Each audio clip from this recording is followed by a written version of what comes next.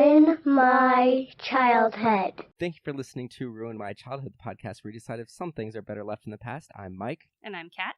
And with us today, we've got a very special guest. Kat, who do we have with us? We have an old friend of mine, actually, Jeffrey Weissman. He played George McFly in the second and third Back to the Future movies. That's all I'm known for.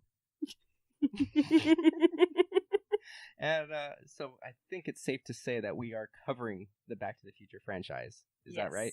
Well, I would hope so. Otherwise, I did my homework really badly. Then you're covering my entire career. I might be wrong, but I think I saw somewhere online that you also played Doc Brown.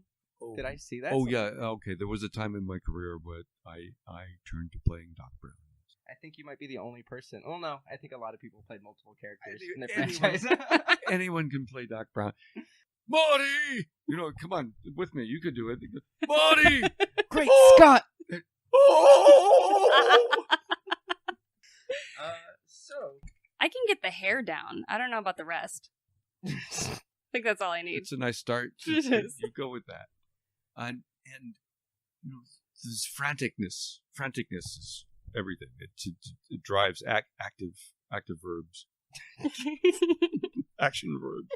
So this is also a very special episode. So not only do we have a guest, but this is also our 2-year anniversary. So 2 years of doing the podcast. How do you feel? Go us. It feels like 2 years. I'll it's tell about you 2 that. years. So Back to the Future is very near and dear to my heart. It's one of my favorite movies. The first one's probably in my top 5 favorite films. I have a DeLorean on my desk at work. It's true. How do you feel about this series? You know, honestly, before, obviously we just watched all 3 films, Mike and I did, and I didn't remember that much of the second and third films. And the first one, I think I remembered more of it because you watch it at least once a year. Yeah, I watched the first one at least once a year. Actually, last year, there was a random screening, and I actually watched the first movie twice in 48 hours. Yeah, you're a big nerd. I love the movie. I think it's a damn near perfect film, and I'm very excited to talk about it. And I think we should maybe, because we've got a lot to talk about, maybe go straight into our listener comments. Yeah, let's do that. So I think you've got one. I do. It is from Natasha Victoria, and she said, "I hate the part where he sings, question mark. Is that at the end? It's extremely uncomfortable. Extremely." I think she's probably referring to him singing Johnny Be Good. Thanks for your input, Natasha. where he invented rock and roll music. Yeah. Took it from Chuck Berry. I love that scene. That's a great scene. And then I've got one from John O that just says, "I'm still waiting for my hoverboard." Yeah, we all are. I have responses to those messages. Perfect. Jump in whenever you want. Oh, good. Here I go. Yesterday was I was in San Francisco and Marvin Berry was played by Harry Waters Jr. and he just happened to be coming. He landed like the night before, and it was his birthday. So we had brunch. Brunch is good, but were there bottomless mimosas? It was no. Harry had I had the mimosa. It was fruity flavored. Anyway, it was just coincidental. Right? Since you should mention Marvin Berry, Chuck's cousin, I had birthday brunch with him yesterday. Excellent. Awesome. Did you go to Jinkies? I'm trying to be relevant. I love Jinkies. We went to My Kitchen there on Sanchez and 16th. Oh. Awesome. Yeah? Yeah, run by Filipino kids and has this fusion weird breakfast. They do the Millionaire's Bacon. Millionaire's Bacon, what's that? It's 4 different types of bacon, citron orange, rosemary, cinnamon, and regular. They're award winning. And you only get 4 slices, but they're literally this big. I was sold at Fusion and Weird, so there we go. We should try it out. I liked it. It was overpriced, but it was fun. All right. So we actually have a MDXpods hotline now. That phone number is 64 MDXpods 1. Really easy to remember. And we actually did get a voicemail from one of our listeners, Steve, and I want to play that for you guys. This is Steven here, and I would have to say there's a lot of things I like about Back to the Future. The car, the DeLorean, the Nike mags, the hoverboard, the fact that I was in La Puente Mall, that it was like filmed, just because I kind of grew up in that area, so it was nostalgia kind of for me. Yeah. And I would have to say the fact that it's really kind of like nice of a person, because their son Marty McFly goes back in time, helps out the family, basically just be better as a person in a way. Just mom's not so fat, she's not a drunk, dad's not a pushover or like a getting pushed over by his boss. Like everything just changed as we come back. So overall, it's just like I don't know. When I was a kid, I felt like it just like inspired me to be better as a person. Oh, wow. I remember watching it a lot. All right, man. Good luck on that podcast. Bye. I'm definitely inspired by the idea of trading in my family for a different one sometimes. Well, I gotta say thank you, Stephen, for contributing. You're actually our first voicemail. We just set that up about a week ago, so awesome. Thank you for calling in. And Marty McFly definitely changes his family's life for the good. I actually have a lot of questions about how that actually ended up working out. I have some fan ideas for a sequel that directly responds to him coming back and having a new family. The sequel that will never happen. As long as Robert Zemeckis, Bobby Z, and Bob Gale. All right, so that's everything we have for listening. I think we should go straight into discussing these movies. I think we'll go 1 through 3. Actually, I want to ask you guys a couple questions before we move into it. So I think there's a lot of people, obviously the first movie is a classic, and everybody loves that movie. But the second movie, I think, is almost more famous because of the whole future thing. And, October, was it 26th, 2015? Yeah. Passed, just a couple years ago, and there was a whole Back to the Future Day. So I think that movie is almost more famous than the first one. But that's not my favorite one. How do you guys rank these movies? So I go 1, 3, 2. 2, 1, 3. Definitely. That's wrong. I have a really hard time doing it. Number one is always number one. I like 2 a lot, especially because I'm like I got the 6th billing in it. Yeah. Damn, I love that. But I also love 3, and 2 and 3 were originally one script. Yikes! Paradox. How? I got it. You want to read it? Yes. It's great. I would love to read it. So many things were cut. I was like reading it the other day. I was like, shit. Why did I'm supposed to do this? I was supposed to do this. They brought me in as like the last resort because they couldn't make it work with Crispin. I mean, did you really want to be on screen upside down more? Well, it would have been pretty much the same amount of time. It's just I had more lines, but they didn't know me from Adam, and so they didn't let me rehearse with him, and it was weird. Weird. How did you ultimately come into the role? They had I guess contract breakdowns or whatever, and saw that there was going to be trouble, and a guy that we did Renaissance fairs with was an agent for lookalikes, and he played Stan Laurel, and I played Stan Laurel. He got me a job as Stan Laurel at Universal. He called me in my break room one day, and he had been handling Kevin Holloway, who was Michael J. Fox's new stand-in photo double, and he asked me if I knew who Crispin Glover was, and I was like, "Yeah, I know Crispin. We did a film at AFI before he got the first Back to the Future movie in so you met 84. Crispin Glover before you knew him. Yeah, 83, 84, somewhere in there. So a couple of years before the first one. It was a bit of a smaller world, if you were actually working, you ran into the same people frequently. Yeah, I just doing. It was a very strange kind of. He played the sadistic student, had the goods on this priest molesting the boys in this boys' school. Sounds like a Crispin Glover role. AFI project with Dan O'Hurley. He was in it. Anyways, so Crispin and I met on that, and I loved that he had these great Beatle boots. I had my own. And what are Beatle boots? They're just cool leather boots. Really shiny? From Italy that the Beatles made popular. Oh, okay. Got it. And so we exchanged numbers. We try to stay in touch, and then when Back to the Future came out, and it was like, hey, Michael J. Fox, it's great to see him, and Chris Lloyd and all. And then Crispin came on. I was like, I know that guy. He's hitting it out of the park. He was great. It's the funniest thing. Yeah. Anyway, so that was kind of cool. I called him to congratulate him, but he, kind of became big very quickly. He worked with Oliver Stone, and he worked with Johnny Depp. Mm-hmm. Anyway, he kept, River's Edge. He knocked it out of the park again. Bold choices. Yeah, And great, everything. great stuff. Yeah. And when I guess they threw enough money at all the principals to come back. Crispin didn't like the money. I think he wanted to hold out for $1 million. Maybe heard at one time the same money as Michael. And then more recently, I'd heard that he wanted script approval. Oh, geez. Yeah, I was reading that I heard that he wanted script approval, and Robert Zemeckis gave him a hard no, and then ended up dropping his initial offer down to like $125,000 just to piss him off, is what I heard. But the thing was, he had kind of been making his star. Right. And I think he really, I have a feeling others did not make such great deals as well, because there were other bitterness in that family. And anyway, it's 30 years ago. Right. And they obviously knew they were getting hardballed, and they didn't want to bend. And so they said, how do we get around this? And they said, we'll figure it out. And they obviously had a life mask so that they could make prosthetics of him that, they were going to find an actor to play that. And, that's crazy.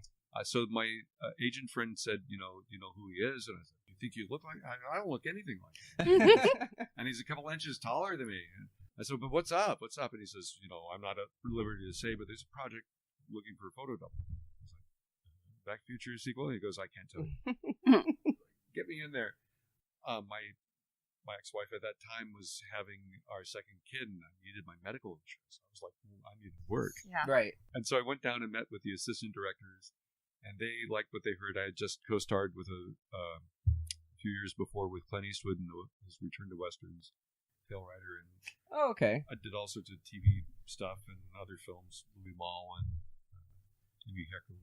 And so they thought I was a viable candidate, so they, I guess, sent me to casting, and I read the scenes, the hanging the laundry in the backyard scene from the first film. Okay. So I read that for casting. They liked what I did, and then I went and got fitted for prosthetics at Kenny Chase, the makeup artist's home studio, and then screen tested to see if the makeup effects were going to work with Dean Cundy and Robert Zemeckis. And I remember... No pressure, right? No pressure. During the screen test, I'm in this strange makeup to make me look like 17-year-old George McFly, which is Crispin, right? Mm-hmm. And next door, Warren Beatty is shooting Dick Tracy, and also a bunch of prosthetics. So I'm seeing is it William Forsythe? His flat top. Yeah. He's there, and he's looking freaky as hell. And we're on a break, and I was like, look at that makeup. Wow. And then Prune Face comes over. Who's that? Was that Al Pacino? Al Pacino comes over. I'm like, fuck you guys. And they're looking at me, made up as young George McFly, going, what the fuck are you supposed to be? It was a really interesting moment. That's funny. You only hear it on this podcast. Can we take a break now? So I guess we should just dive into the first one. Are you sure with the 2-year anniversary you don't want to try to do a synopsis? No, I'm terrible at them. All right, so I ramble. I'll try to keep these as concise as possible since we gotta. You ramble too, so we're in bad shape. So the first movie we've got, it's a perfect movie. It really is. It's one of my favorite movies. So it starts with a newscaster saying that some plutonium was stolen. And then you see Marty McFly kind of show up at the Doc's laboratory, and you just see this like single take shot, this like Rube Goldberg machine of, his breakfast getting made in the morning, and then you see a skateboard slide across, and then you see a suitcase with, the nuclear symbol on it. So, it's already foreshadowing all this stuff that's going to happen. Marty McFly gets a call from the professor, or Doc. I don't know why I call him professor. It's Doc. Doc Brown gets a call from the Doc and tells him to meet him at the mall at like 1:30 a.m. He's got an experiment. So it turns out this uranium or plutonium, I always forget which one it actually is. Have you seen the movie? I have. Are you doing a spoiler? Yeah, absolutely. No, don't listen to this. Hang up now. It's been Turn the channel. 34 years. I think no one knows this film. I think it's fine. So ultimately, it turns out to get this nuclear material, he was hired by the Libyans to... The Libyans to steal nuclear material so they can make a dirty bomb, but he actually used it to make his time machine. because so he's a thief. he is a thief. He actually, yeah. All the best people Doc are. Brown It is a explains criminal. a lot of his karmic stuff. You know, Yeah. he gets off track when he tries to go through time. He gets derailed. Absolutely. And ultimately, through a mishap, Marty ends up back in 1955. He almost bangs his mom, and he needs to find a way to get back to the future so he enlists the help of the 1955 version of Doc Brown. And that's the first movie. And he's just got to get his parents back together because he interrupts their first time meeting. So what are some highlights for you, Katrina, in this movie? Because I could talk about this movie all day. You know, it's interesting because I've seen this movie so many times, and yet I always seem to forget just how thirsty Lorraine is. Right. Like a bit over the top. Well, I think Bit over the top. part of it is She's a party girl. she She seems wants like- to smoke. She wants to have a drink. She's like, she's parked before. it's like she's coming home from boarding school, an all-girls boarding And school. Daddy brought her a boy that he hit with the car. Yeah, basically. You know, the script was turned down by every studio in Hollywood. I heard it Right. was written something like 60 times. They It went was- through like 60 drafts before Well, it got greenlit. And it was rejected by everyone. Disney said, no way, can't have mommy and boy and son, kissing it in the car. I heard even there was a point. So there's a scene in the movie where Marty needs to convince George to go ask out Lorraine. So he knows that he's really into like the pulp sci-fi comic book. So he wears his like nuclear radiation suit and says he's Darth Vader from the planet Vulcan, and that if he doesn't ask out Lorraine, he's gonna melt his brain. So I read somewhere that there was a producer or head of a studio or something like that who wanted to change that line to "I'm a spaceman from Pluto" and call the movie "Spaceman from Pluto." And Steven Spielberg wrote a memo that said, "That's a great joke memo. Thanks for that," or something along those lines. That's crazy. For some reason, I guess they didn't want to use the word future. That people didn't like future or time travel stuff at that point. I don't know, but I know that they didn't necessarily want to do the future for the second movie because future predictions are almost always wrong in movies. So it seems like they tried to lean away from that. I think one of the first rewrites, they had George going, Marty and Doc catching up with the McFlys that Lorraine and George were hippies. Yeah, I read Like that the 60s. they wanted to do the 60s, but then they did the math and they wouldn't have actually been the right age to be in college. And there at those wasn't times. any oomph to it. I think Zemeckis sent it back to Bob Gale and said, give me some oomph, give me something urgent about it all. And, chasing Biff down with the almanac was a natural. Yeah, it's interesting because they definitely retread a lot of the first movie when we get to the second one. So I think there'll be a lot of That's why they overlap in had the first to two have movies. Crispin. They had to have it. Right. And they didn't have them. And so it made it very complicated. And as a professional, actor imitator, they were like, oh, we want you. So, the first movie was George's story. Right. And the second is Marty's story, and the third one's Doc's. Yeah, I kind of look at it very similar, where I look at the first movie is like his family story. The second movie is Marty's story. And I look at the third movie, and I think this is why I think the third movie is my second favorite, is I think that's the Doc Marty movie, like their relationship that shows why they're actually such great friends. Like Marty risks everything to go back in time to save the Doc. And obviously they both learn their lessons, but that's what I really liked about the third movie is it shows one what a genius Doc is, how he's able to make a refrigerator. But yeah, that's why I love the third movie. Is it really is just they're great friends. They're both kind of down on their luck, losers that nobody respects, but they found a partnership that really works, and they're kind of lost without each other. And until that school marm gets right in the middle of them, right? Just breaks them right up. Bros before hoes, come on. I definitely think the second one is the most fun because of their interpersonal relationship.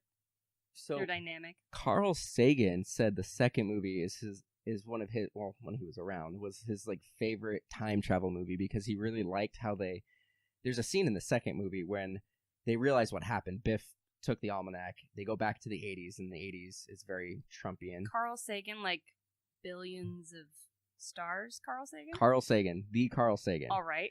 He really liked the scene. So there's a scene when they realize what happened, that Biff changed 1985, and they're trying to figure out what happens. And Marty says something along the lines like, well, let's just go back to the future. Let's go back to 2015, prevent Biff from stealing the DeLorean and the almanac. And then Doc Brown goes, no, because we'd be going to this future, which is completely different. We need to find the common point that has like all these different branching points. We need to find out when he actually went back to the past to change it. And Carl Sagan's like, that's exactly how alternate timelines would work. So this has Carl Sagan's approval. I was wondering where you were going to circle back to him. Yes. It took billions and billions of beats to get there. And he made it work. You did. Yep. Kudos. So back to the first movie. So you said it. What did you say were the highlights to you? Just how thirsty Lorraine was? Yeah, that kind of struck me, and I don't know why I always forget. It's a little bit unnerving. I can see why they would possibly reject that script a few times. I think part of it for me was I watched it every time it came on TV. My dad and I would watch it every single time, but I didn't own it until on Blu-ray until it came out in 2015 for the 30th anniversary. I had the DVDs that I traded in for the Blu-rays, but when you watch it on DVD versus Blu-ray, it's completely different. Like I forget, it's totally different. I forget how often they swear in the movie. It's a drastically different film from the TV edit. Absolutely. What are some of your highlights? About I think it was about 7 years ago that the Blu-ray came out. Mm-hmm. About that time, my friend Desi had restored or had the Delorean Time Machine for Part 3 that was intact. Oh, I love that one. And he gave it to Profiles and History to auction off for him. And so they were showing it around, and they asked me to be the star from... I mean, I worked one day on Part 3. Oh, jeez. But they asked me as the the very end of the movie? Yeah. Originally, Crispin was supposed to play Seamus McFly. Oh, yeah. But then... Marty's Michael J. Fox ended up playing him. Yeah, as if Michael didn't have enough to do. Right. Well, he also played his daughter, his son, and Marlene. Himself in I liked the second daughter. one. That actually wasn't his voice. You should Really? have seen It wasn't his voice. The first wig was better. Was that Tracy's voice? It was some voice actor. I don't remember who it was, but I looked it up a couple years ago. I thought it was his wife. I thought it was... I don't remember who it was. Oh, I don't have... I mean, access, so his legs look great in that outfit. They really did. I was impressed. They didn't let me do a lot of collaboration improvisation, but my entrance there at the door, upside down. my head is hanging right at her ass, and Marlene, they put her in these orange stuffed hot pants. And I was like, oh, I look like a pumpkin. Not bad. And so that's how I improvised. Did he do his own tuck? How's Granddad's little pumpkin? Some very long days and nights. So. I bet. So, getting back to the first movie, I think we're just going to jump around quite a bit, which is That's fine. Because the movie's doing quite a lot of that. We're taking a break? We're going to jump around? Yeah.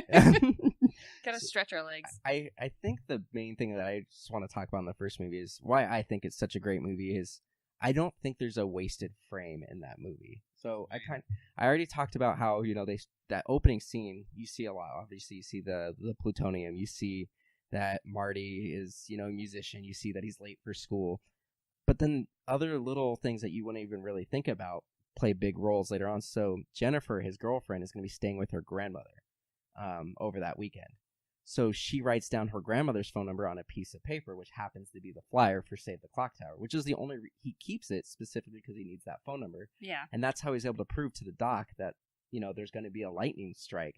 So just something like that, it's like everything is so planned out. Little package. It's so well written. Well, and I like that the first scene, you get so much of a sense of who Doc is. Absolutely. Without him even being in the frame. Like, you can see that he spent the time to rig up this entire contraption to feed his dog.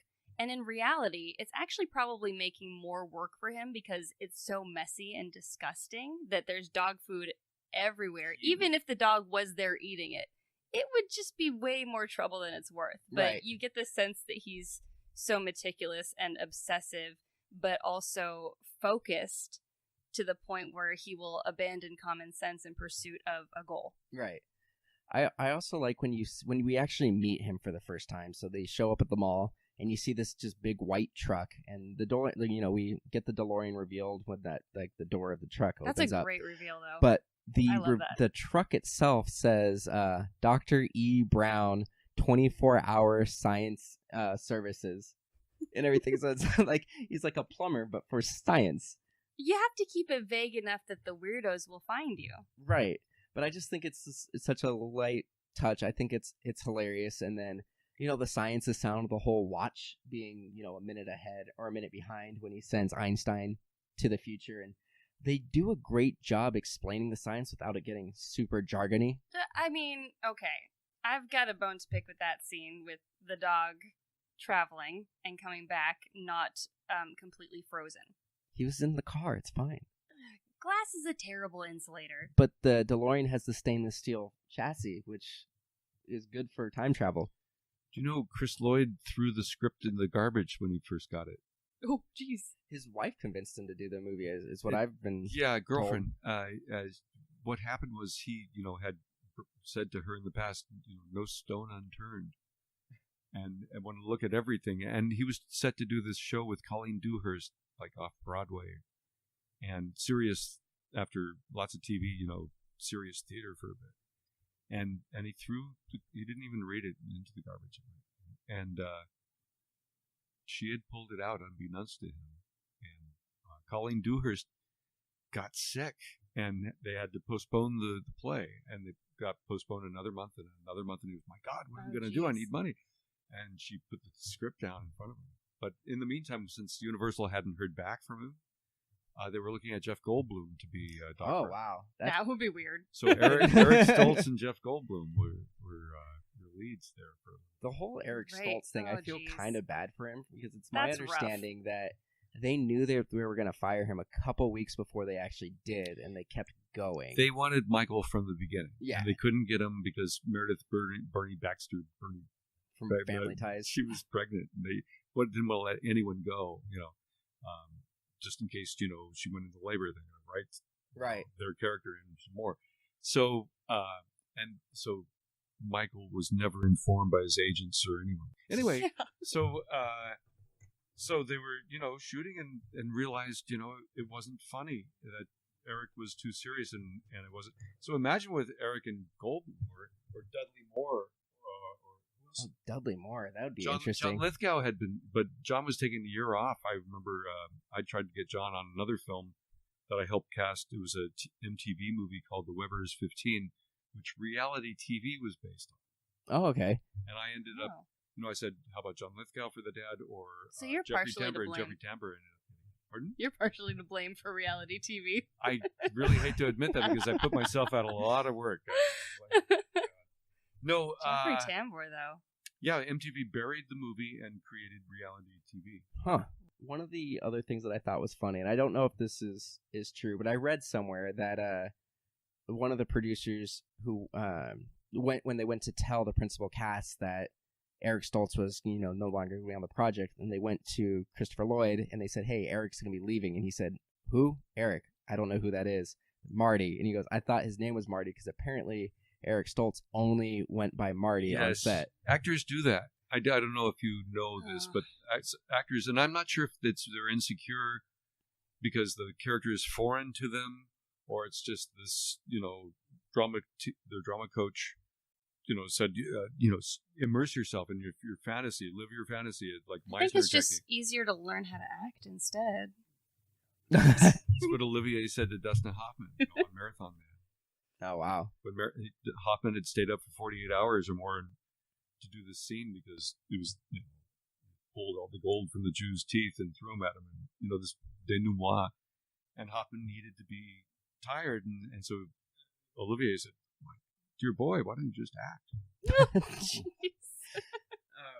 So going back to the movie, I think we'll try to wrap up the first movie, start moving into the second and third movie. One of the things that gets me pumped every time I watch this movie, when George finally stands up for himself and, get your damn hands off her kind of thing. And the music swells. Like, the music in this movie is phenomenal. Like, we haven't Fantastic. Sylvester. Yeah, it's the theme song's incredible. I love the little chimes when anytime a character realizes something or there's a clue as to what's going on, and you get that little chime. Just every audio cue is perfect in this movie. The way they build tension in this movie, like, everything goes wrong. Like, he gets locked in the trunk, and then he's playing the guitar, and then you think everything's good, and then somebody cuts in and takes Lorraine away from George again. He's got to stand up for himself, and you see Marty McFly's hands start to fade, and it's just, there's so much tension in this movie, and even though I've seen it dozens of times, it's still, I get nervous every time I watch it because it's just, everything about it's so good. Yep. Yeah. It's a fantastic film. It's brilliant to watch. And what you mentioned about the score, he does amazing things with the score where it's like a different composer through each film. The third film was like listening to something written by Aaron Copland. Like, Billy the Kid was resurrected and now being put into film. And I really love that about it, that he wasn't so committed to his signature style, that he really made something that was meticulously for the films. So this time around on watching the third movie, and I don't know how I've never noticed it before, but they do a harmonica version of the theme song. Right. But they change the tempo, they change everything. Like, it's definitely the Back to the Future theme, but it's just a little different. I don't know how I never noticed it until this last time. Anything else you guys want to talk about on the first movie before we move on? I mean, I'm not done being upset about that scene making his dog time travel. I don't think there's anything wrong with that. No, okay, so after that happens, like after it disappears, you'd think they'd be a little bit more upset over him potentially having just vaporized an animal. Oh, no, Marty's upset. He goes like, what the hell did you do? I think he said that. He might have said atomized or something, but he definitely is concerned. You just blew up your dog. And then he appears and everything's fine. The one question I have against the logic of the first movie is he does laps around the parking lot trying to get away from the Libyans, and he's like, let's see if you bastards can do 90. Why doesn't he leave the parking lot? Right. Oh, no, that would be too... No. Go on. Don't pay any attention to the man behind the curtain. No, don't... What happened to the Libyans? Did they just give up and go home? Like, oh, he disappeared. Well, I they'd guess have that's to. that. I believe there was a sequel. The Libyans got their own show for a little while. Because, I mean, if I were that determined to get something back, that I was willing to be firing a machine gun in a parking lot, pretty open. Well, they to the probably public. just grabbed the nuclear material out of the van and then left. Because, and that's the other thing, another great foreshadowing, where Doc is going to go to the future. Yeah, and he's going to go, explore the future. And he goes, oh my God, I almost forgot the extra plutonium. It would have been a one-way trip. And then the Libyans come. So, we're obviously supposed to realize that Marty is going to have a one-way trip as well, because he never went and got the plutonium either. So another perfect thing. Where details. Yeah. The original time machine was a refrigerator. Oh, really? Yes. Weird. And they had to rewrite that because they realized kids would be going time traveling in refrigerators and get killed. But part of it was the reason... The clock tower, I don't believe, was the original way Marty got back. I believe the original way was actually used in the last Indiana Jones film. A nuclear explosion with the refrigerator? Yes. They had 8 weeks of shooting with Eric Stoltz, and they said, we want Michael J. Fox. He's available now. Meredith had her baby. And Sid Sheinberger, one of the execs at Universal said, you can have your Michael J. Fox, but you need to cut $1 million off your budget. Oh, wow. So they had to cut a location shot, which was how Marty got back. Oh, wow. There was a whole scene where he drives the DeLorean underneath the dropping of a nuclear weapon out in the desert. And just as the bomb is dropping to get the gigawatt, the 121 gigawatts, he's going 88 just as he. That's insane. That makes a lot more sense, though. I guess it does. That's another thing that I really love about this one. So when they kind of spec out everything that they're going to do, the it doc looks like a good way to get cooked, right, honestly. the doc makes a not to scale version of the town, but it's, all made out of cardboard and paper. It looks amazing. I apologize for the crudeness of this model. It's not to scale, and I didn't have time to paint it, but it's just like a perfect representation of the town. But that's such a great scene, and once again, another just almost panic-inducing, tension-building moment where everything seems fine, and then the car doesn't start, and then the cable's too short, and then the cable snaps, so he has to zip line down, and he puts it together right as the lightning strikes, and it's such a great film. The only other issue I kind of have with it is, so Biff essentially tries to rape Lorraine. Yeah. And they kind of keep him around the family later on, which is a little weird. Are you trying to con me, Biff? Yeah, well, I'm the more I think about the character Lorraine, poor Lorraine, she's very simple. Yeah. She's very simple. Like Brother Joey was in jail. Yep. Joey, I love that Joey gets referenced. You only ever meet him as a baby in, is it the second film? No, in the first film. You see him in as the a baby. first film. You only ever meet him as a baby, and yet they throw shade at Uncle Joey through all three in films. The second film, they specifically mention that because Marty Jr. is going to jail, and then the daughter's going to jail, so it's like we've got 3 family members in jail. Well, Dave actually ended up, in and out of jail, but he was mostly homeless. He was cut from part 2, but okay. Dave runs into Marty at the bottom of Biff's place. Got it. Outside of it. It's in the bonus material. I like that they always circle back to Biff's propensity to call people butthead. I forgot how often he said butthead in these movies. Yeah. It's hilarious. Well, Biff also makes strange choices. Like they're chasing this guy through the town square. Seems like a pretty small town in that first movie. Did they not expect that they're going to get in trouble for almost running over a couple of people on a sidewalk? Yeah, like what was their end game there? Were they just, testosterone fueled? I have no idea. I mean, everyone seems hormone fueled in this film, but Lorraine especially. It's odd, though, because she's not especially boy crazy. She just really wants to bang her son. Well, no, she's pretty thirsty. She talks about how she's parked before and everything, but she, straight up gropes him under the table. She does. She's a little creepy. Yeah. I think we should move on to the second one. She whispers everything to him. Yeah, Leah's just like that in real life. We've actually...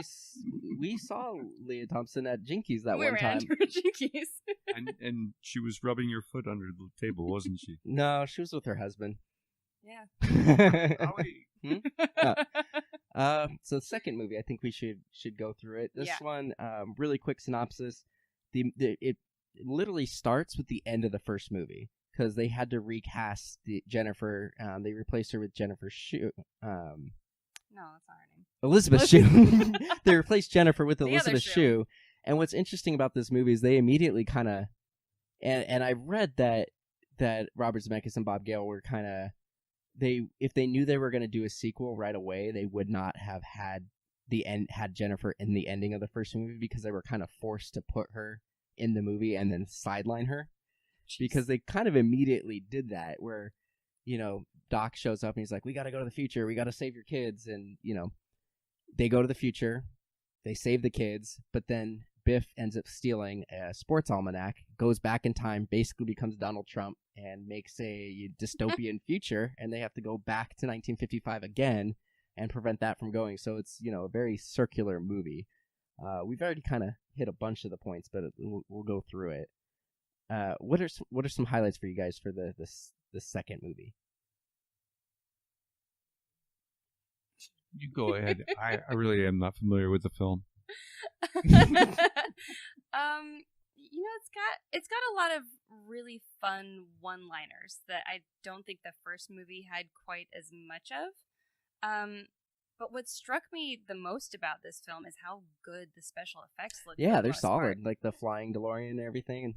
Right, but then the times when they didn't have the special effects quite up to snuff, like the hologram shark that comes out of the Jaws theater. 19. Yeah, but that was to support his line. Shark still looks fake. Exactly. I thought that was great. But that first, is that the first scene where the DeLorean takes off? Oh, that's in the first movie. That looks fantastic. It still looks really good. For what, 1989?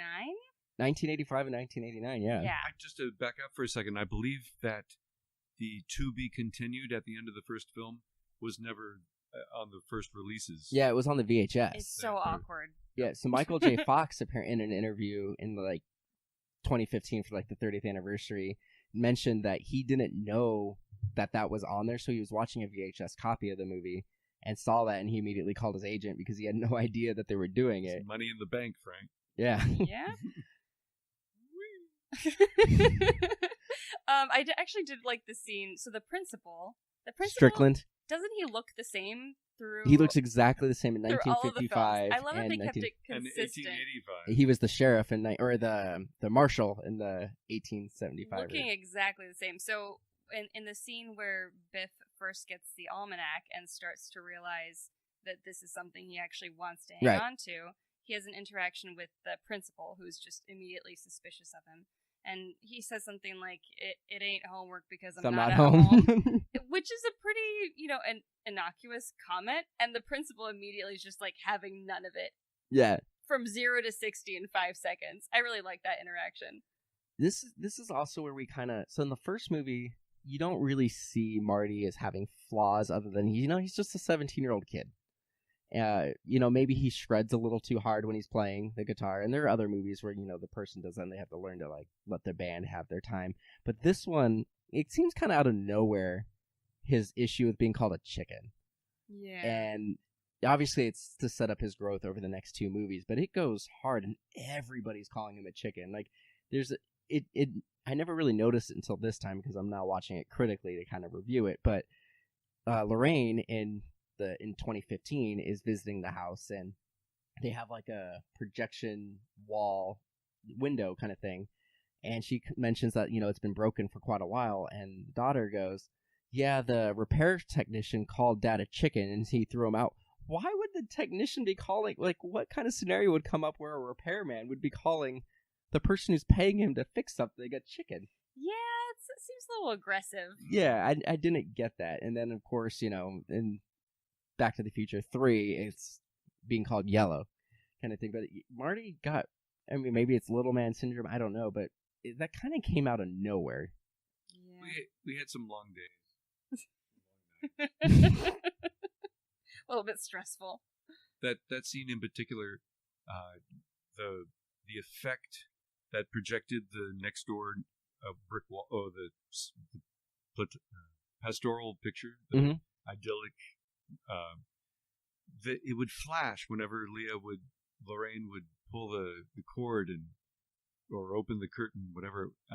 You'd see the flash of the projection and shutting off. So we couldn't get it right, and we had been working 25 hours straight. Oh wow! We were very tired.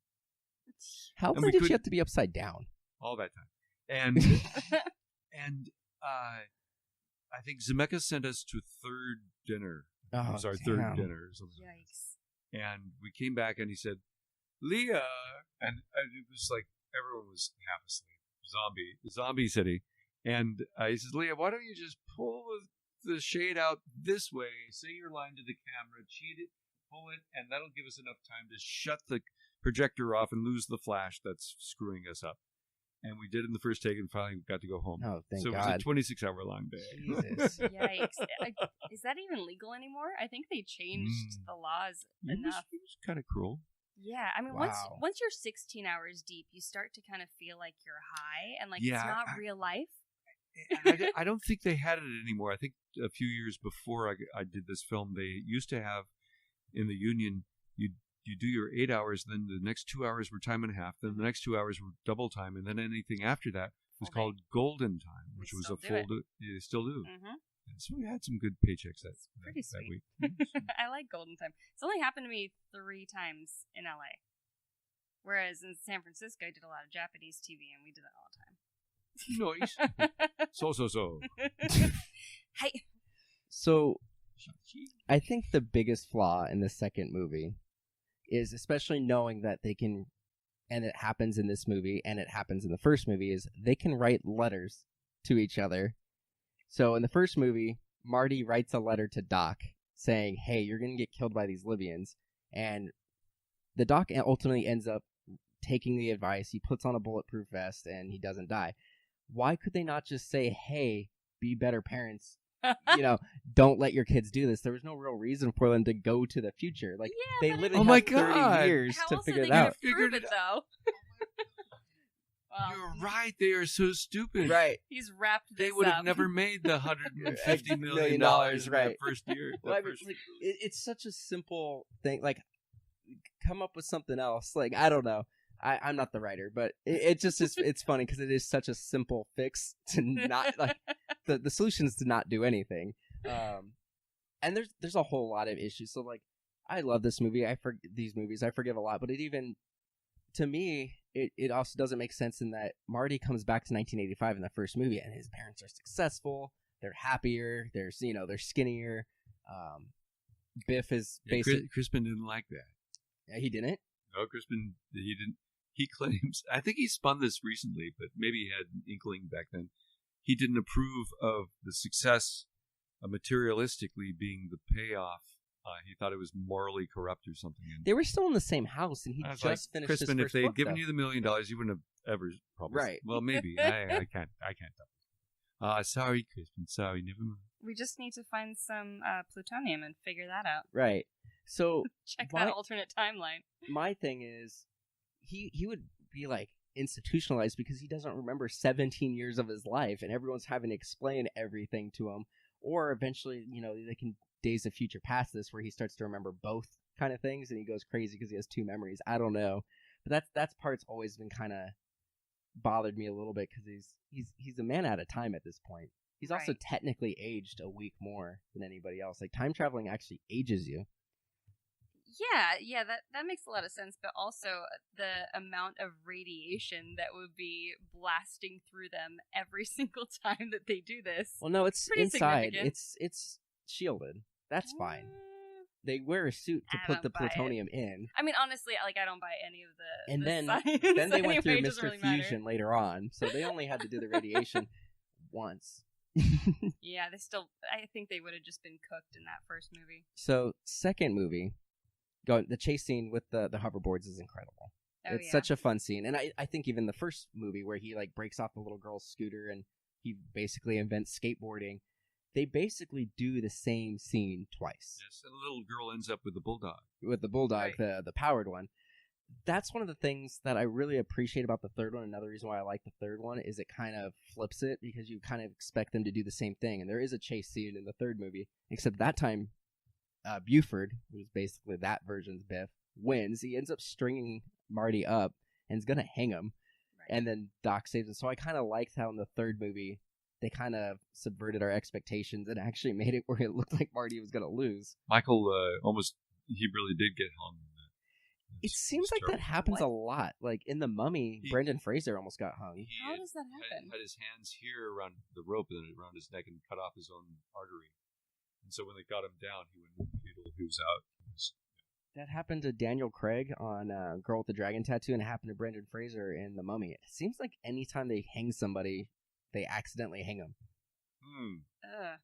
What's the solution for this? Like, you have to be able to hold something that if you are unconscious, you'll drop it. That's what they did for Daniel Craig. He held a bell, and then if he went unconscious, the bell would drop. I would think like a dime between the cheeks.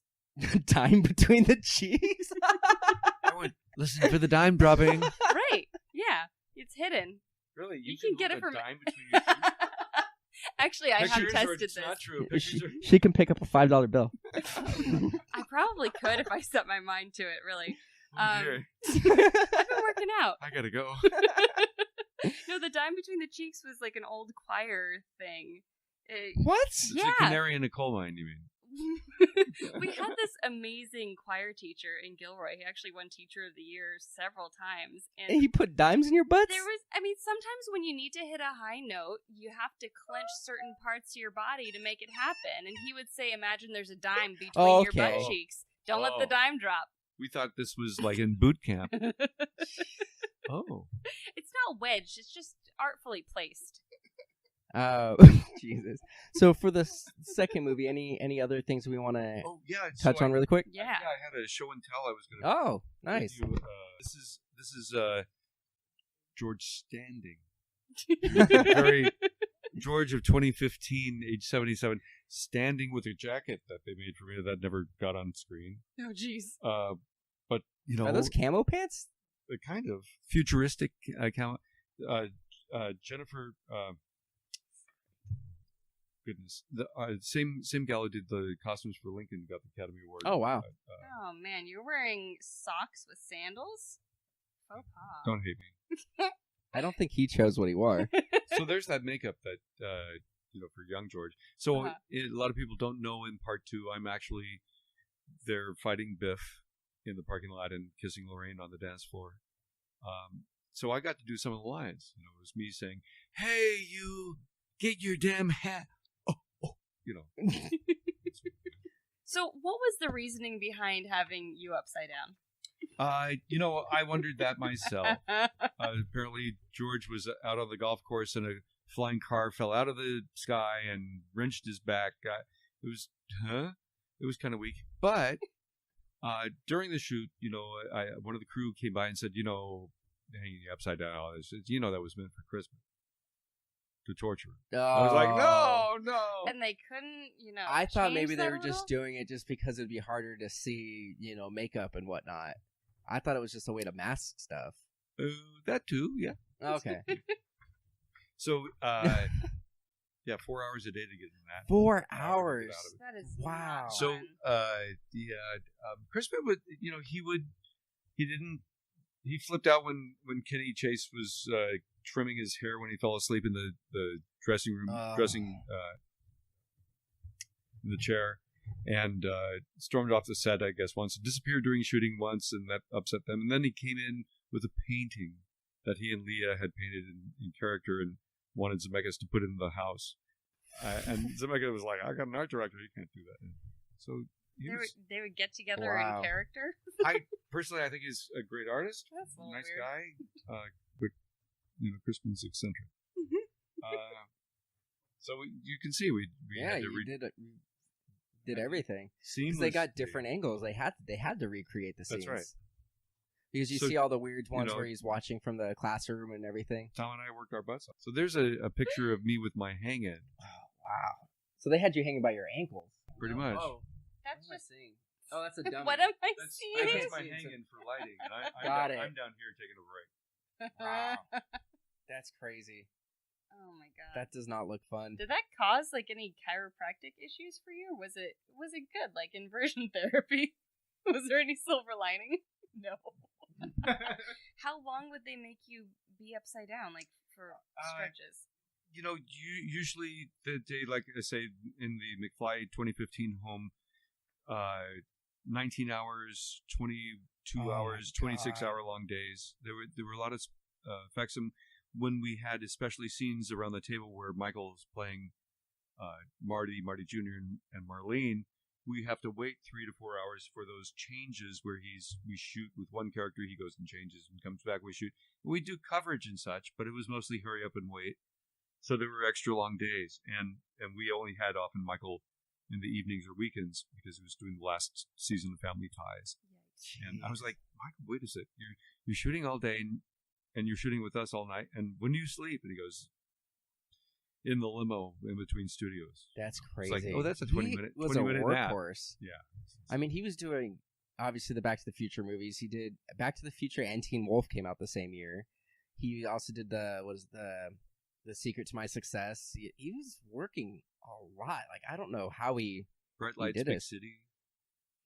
Yeah. So, is there anything else we want to talk? I know we're barely touching on the movies, but we got a lot. For me personally, after the Back to the Future film, the first one came out, I was at that year. They were working on. I was working with Clint Eastwood on a western called Pale Rider, and co-starred with that. And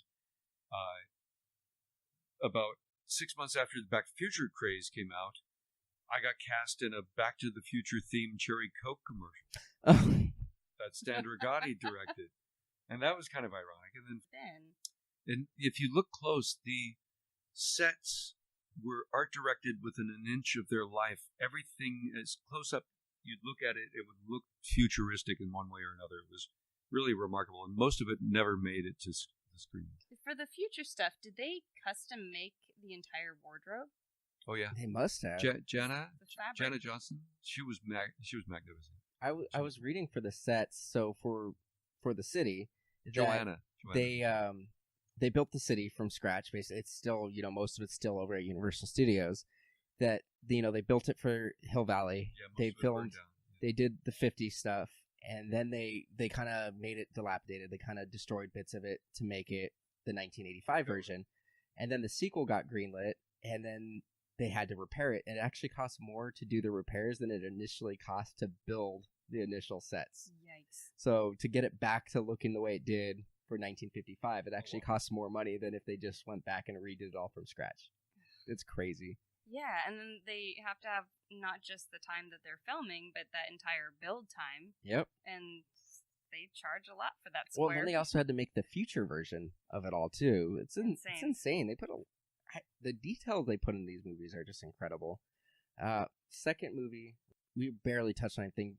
Like I said, Biff is basically Trump.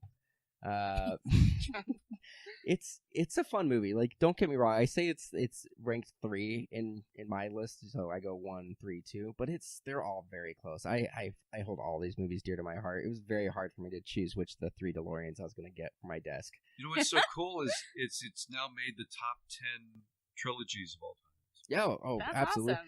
awesome. This other podcast that I listened to, I can't remember the name of it. It's something I haven't listened to it in years, but they went through and did a whole series of brackets where they would do trilogies, and they did like 4 or 5 episodes on trilogies before narrowing it down, and they Back to the Future won for that one as well, and I think that's well deserved. Just the first movie alone, I think, is enough to get you in the best trilogy. So was this year the 30th anniversary of the second film?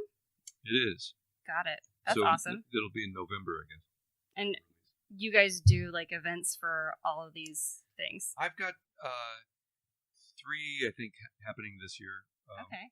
I'm here in LA right now to rehearse a band that I put together for the Back to the Future cruise to end Parkinson's that I co-produced back in 2015. Nice.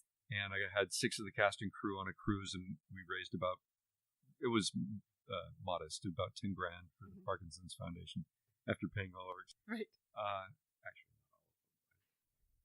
Anyway, so we have a fundraiser in Chicago in July that the band called Mr. Fusion, which is made up of cast members. So I have Harry Waters Jr., who played Marvin Berry, is our lead singer, and I'm playing some guitar, and Mark McClure, who played Dave McFly, and Jimmy Olsen in the Superman movies, Right. so forth. His older brother. He's on drums. He's a monster. He's a great musician. And Don Fullilove, who played Goldie Wilson, The mayor.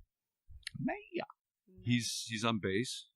That's awesome. So I'm putting the band back together. We do the songs from the movies, and I think we're going to add Switchback this time. I can't get ZZ to sit in with us just yet. But the idea is, hopefully, though, we'll keep doing these gigs, and Michael will eventually sit in with us on Johnny Be Good. Oh, that'd be awesome.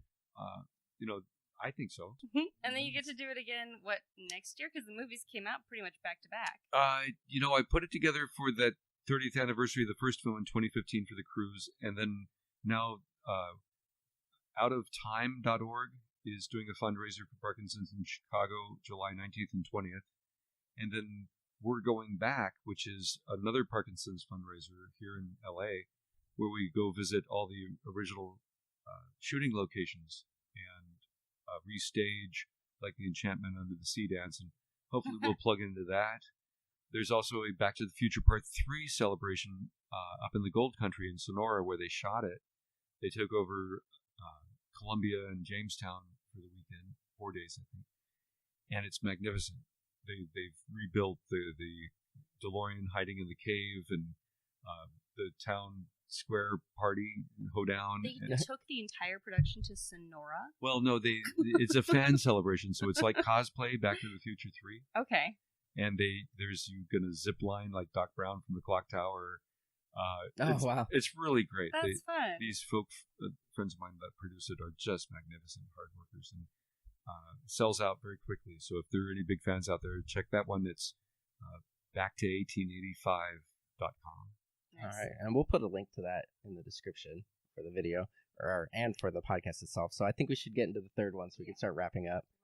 All right, so I think it's time that we just get into the third one. So the third one, and I guess we didn't even talk about the end of the second one, but once again, just like the first going into the second, the beginning and the end of the movie are the same. So ultimately what ends up happening is in 1955, Marty is able to prevent Biff from taking over 1985. He is able to save the day, make sure his parents are still together.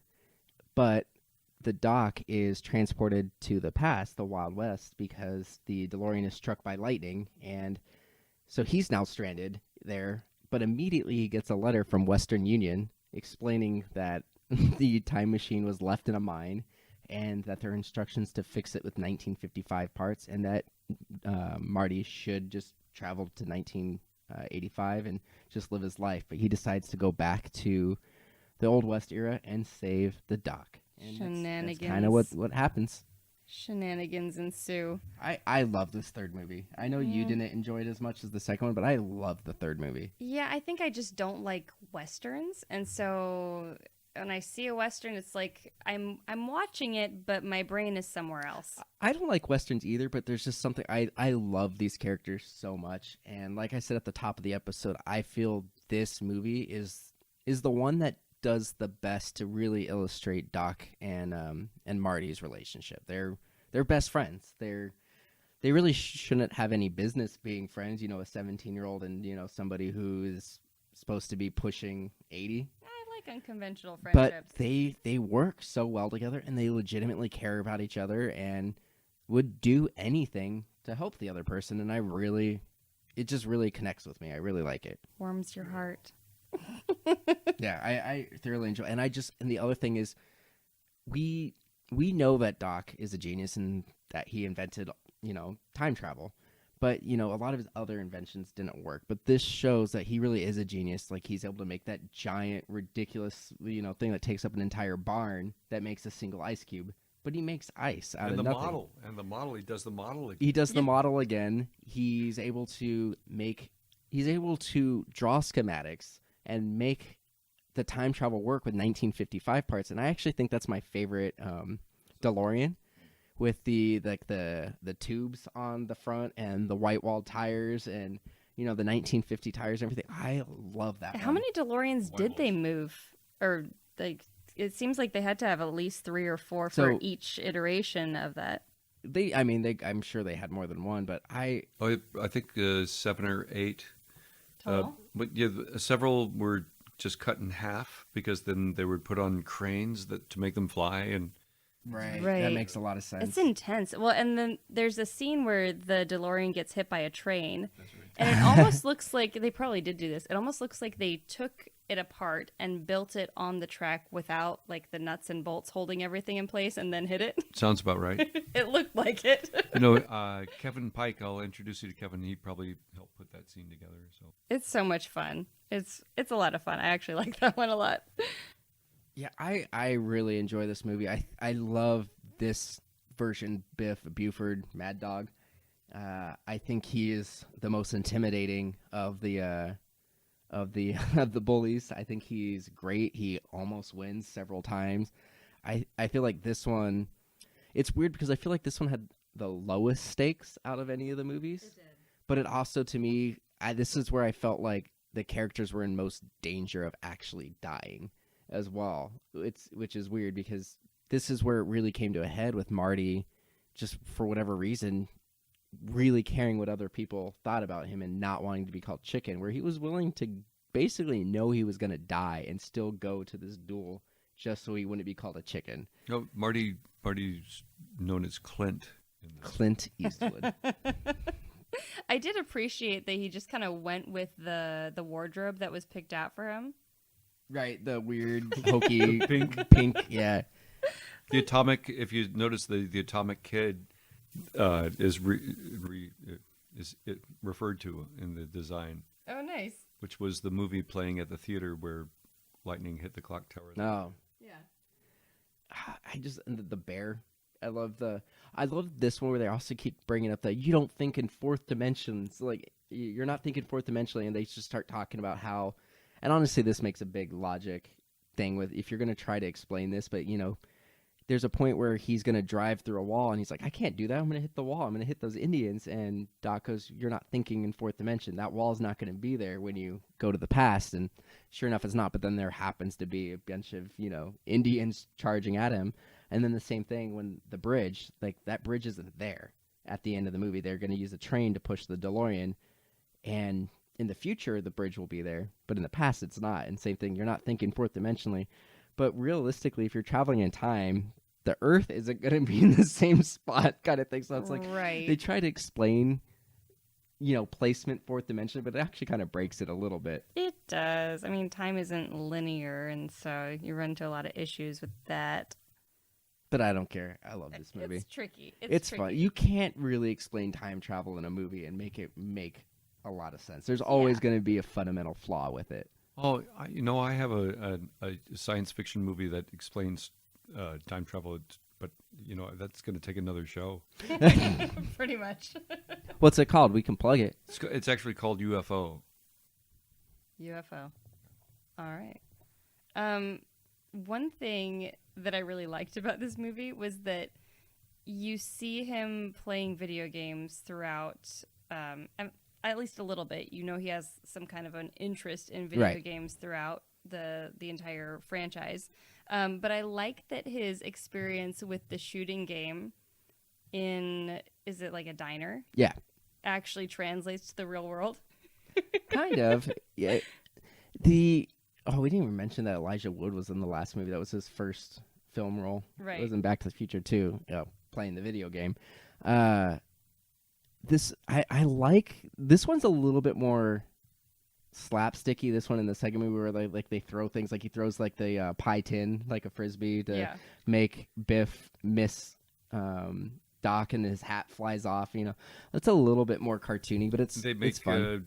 Clint dance. Does the moonwalk? Is it Calvin? No, it's Clint. It's Clint in this one. Does a moonwalk exactly that? Brings back Michael Jackson's in Cafe 80s. Yeah, that's right, because he's that weird robot. Comes with beans. Mad Max. I'm sorry, Max Headroom-esque. Yeah, I mean, that's pretty funny. Just because I think all of us also growing up had that experience with those games where it's almost more difficult to shoot a video game gun and hit your target than it is to shoot a real gun and hit your target. They're just never calibrated correctly. Right. You're speaking from experience. I am. Yeah, she definitely Not that is. I'm bitter or anything. Time crisis lies. What are some other big things with this movie? One of the big things towards the end of the movie is Marty is like, why don't we just take the teacher with us? Clara, because she was supposed to die, and they changed history just by being there and saving her. And never mind the fact that him just being a blacksmith and having a business would change things pretty dramatically, but there was no reason for him not to take her. And then ultimately by the end of the movie, she shows up. Here's the thing, though. You take someone from that time and bring them to modern day, like, all of our microbes are just going to jump all over them and kill them. Marty would have died drinking he would have got dysentery immediately. Oh, yeah. His immune system wouldn't have been used to the Wild West. Didn't she already do that in another film with Christopher Reeve or something? What was that? Time After Time? Oh, did they address that, though? Oh, no. It's well, just so another there's time a travel theory. movie. So they've actually done this study with sea monkeys where they say where future generations, so if somebody basically mated with somebody that's 3-4 generations down, just the way you kept them in stasis and then right. Them so what out. they did is they took sea monkeys because you can dehydrate them and then rehydrate them. Right. So they actually did this where they went and they had, let's say, generation 1. They mated a generation 1 sea monkey female with like a generation 5, and then the generation 1s have a lower life expectancy than if it was a generation 5. Yeah. So there's actually a theory because in Terminator 3 they mentioned that Sarah Connor dies of cancer, kind of thing. So there's a theory out there that Sarah Connor got cancer because she banged a future man. Yeah. I mean, Don't touch my sea monkey. it's just all downhill from here when it comes to mating. Like, we're all just going to die from herpes and HPV. Well, speaking of mating, something that bothered me with the third movie as well, and it's just because they want to keep the principal cast in the movie. So, Oh no. Seamus McFly is played by Michael J. Fox, and they're supposed to be first generation. They're here from Ireland. So awkward. It's fine, he looks like his great grandfather. I'm totally okay. It happens in a lot of movies where an actor will play a distant relative. But it was That supposed to be works. Crispin.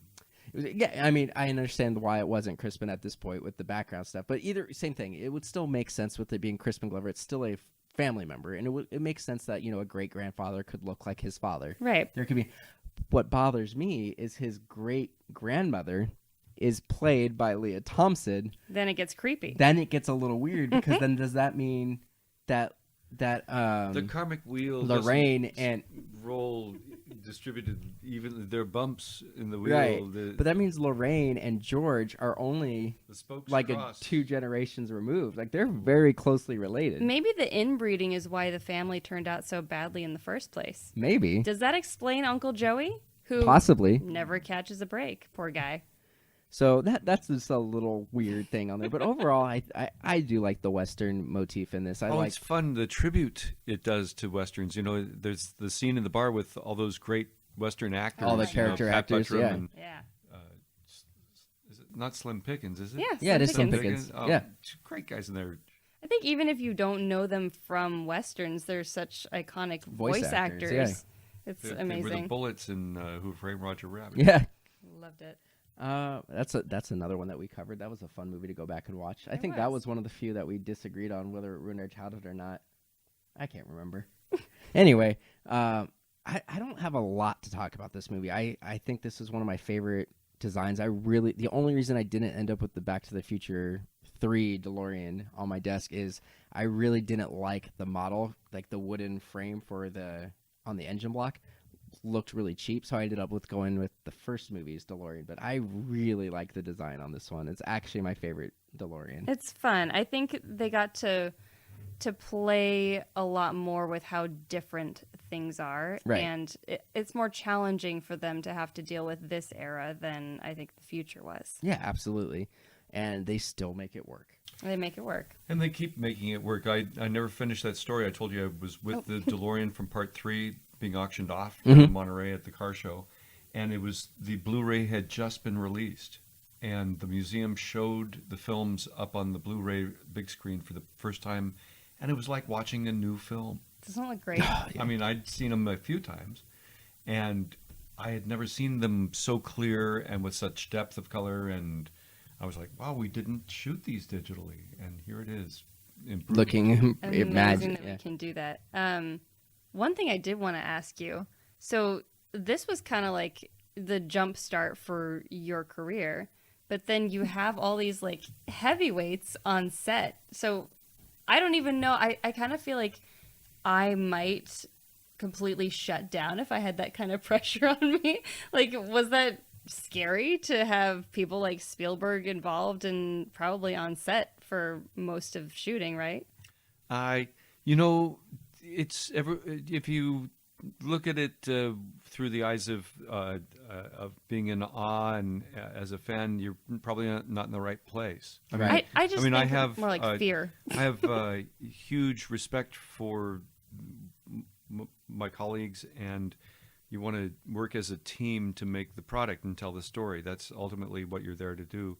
And yeah, it's. I remember the first thing I did that Spielberg came in and directed. It was one of Zemeckis' first films called "I Want to Hold Your Hand," and I'm in this crowd scene, and Zemeckis wasn't feeling confident, so he brought in Spielberg to direct us. And I remember the buzz, like, "Oh, that's Spielberg, Jaws, wow, wow, wow!" And then later worked on Twilight Zone movie, which he produced, executive produced, and then the Back to the Future movies. And it was cool. He had this aura. I'd met him a few times when Hanna-Barbera and Universal employees did this long handshake up and down the hill at Universal. And Spielberg had to have a picture with Laurel and Hardy. I was playing Stan Laurel. That was kind of cool. And he even sent me a thank you once for baby shower gift I never gave him. I was like, that's cool. But there's a certain protocol, and yes, there's this fear of the power that they yield, and I especially was caught and saw firsthand how power can be abused and thrown around. It was nuts being in the middle of that whole controversy with Crispin. But ultimately, we want to make a movie. We want to do storytelling and be professional about it and keep working. And it was really delightful to be a part of those sets and watch the crews thinking ahead of Zemeckis and anticipating what's next. And they want to pay their mortgage, so they want to keep working with him. And so everyone's on their game, and everyone worked really hard for those 26-hour-long days and so on and so forth. And it has been, at the time, it wasn't so great for my career because I'm in so much makeup, no one knows who I am. Yeah, and they also tried to keep me a secret so Crispin wouldn't sue. It wasn't, everyone didn't have their cards on the table, as it were. It was kind of screwy, but that's Hollywood. Right. And the payoff for me is being part of the trilogies, having the experience of working with such great people, across the board. Zemeckis cast both crew and cast very capable folk, and just sits back and solves problems. Yeah. And he's a great guy. Everyone were really great guys, and it was lovely. Michael is powerful as he is as a celebrity and all, he's just a sweetheart of a guy. And by the end of the first week of shooting, we're having a beer in his trailer and hanging out and telling stories. And I coached him on he was looking at a piece of property that he ended up buying, because I said, Michael, why do you want to go to this place in New England? What is it? The rare sheep, the old farm building? And I said, no, it's I go up there and I'm no one special. No one treats me any more special than anyone else. And I said, you like that? And he goes, yeah. And I said, then you got to get it. Right. And he did. It was right. It was really, these are all humans that are accessible. If first time I met Clint, I was totally intimidated, and he diffused it. It was really nice because I was like, I got to introduce myself. I'm about to do a scene with you, and he goes, I know who you are. Who do you think cast you? I was like, oh yeah. Right. But we'll put our foot in it because we have, this, oh my God, oh my God, oh my God, oh my God, oh my God, oh my God.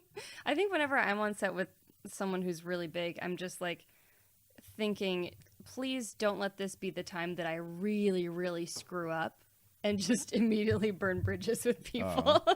There's always that pressure in the back of my mind.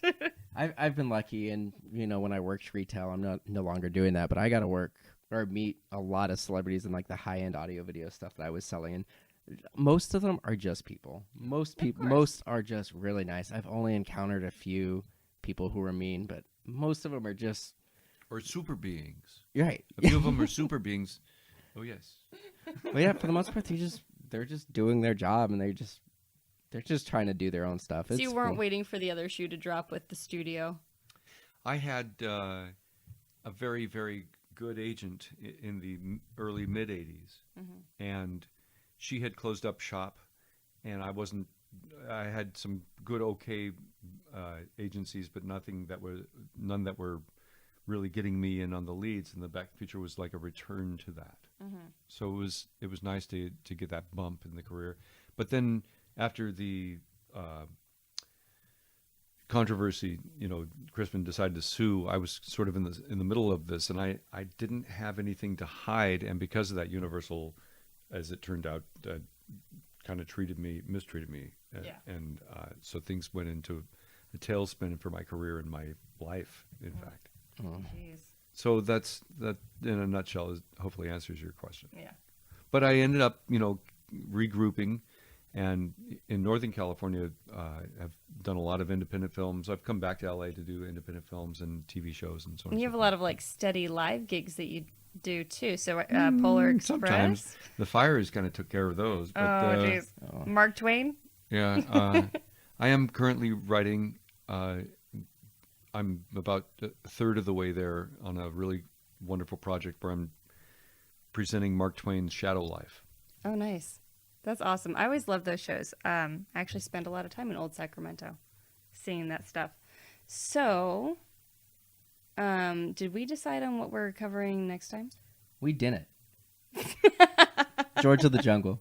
George of the Jungle? Yep. I've been watching a lot of stuff with Brendan Fraser lately, and I kind of want to watch more. All right, George of the Jungle it is. Might as well. All right. Well, Katrina, where can all our listeners find you on the internet? I'm all over the internet at Katrinaosity. Or if you want to see some really weird stuff, you can follow my personal accounts. And you can check out everything that's MDXpods related at MDXpods.com, especially Instagram. We have a super link that has everything in the bio there, so check it out.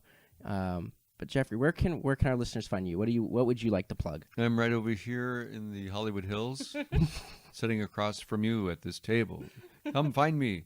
So at Jeff Jef Weissman Weissman is on Twitter. Instagram is Jeffrey J Weissman, and that's JEFFREYJ WEISSMAN, and JeffreyWeissman.com and IMDb. Click. Yeah, get that star meter up. And and love me, please love me. And we'll have links below for everything. So thanks to everyone for listening. It's been 2 years. I'm And really thank thankful. you, Jeffrey, Happy for... anniversary, happy anniversary, happy anniversary. We all have anniversaries. Happy anniversary. It's great. Happy anniversary. And Thanks for listening. thanks Bye. for listening.